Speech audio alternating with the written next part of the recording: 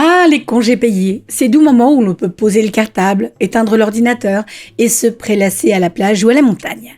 Mais d'où viennent-ils ces jours bénis que nous sommes nombreux à attendre avec impatience?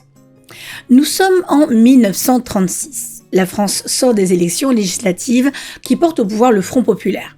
C'est une coalition de gauche menée par Léon Blum. Le pays est en effervescence, les usines sont occupées, les ouvriers réclament de meilleures conditions de travail et surtout, ils souhaitent avoir du temps pour eux. Et c'est dans ce contexte que naît une idée révolutionnaire, donner aux travailleurs non seulement des vacances, mais en plus payées.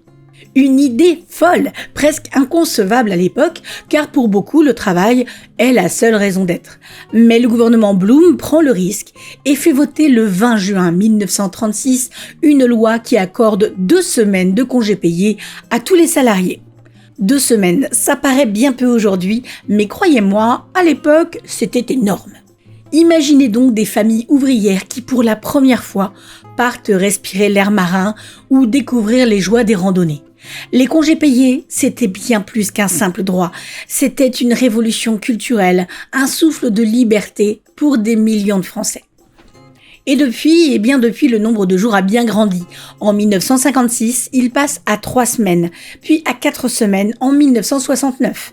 Et en 1982, sous François Mitterrand, nous atteignons les 5 semaines que nous connaissons aujourd'hui. Et sachez que 5 semaines de vacances par an, c'est un luxe envié dans le monde entier.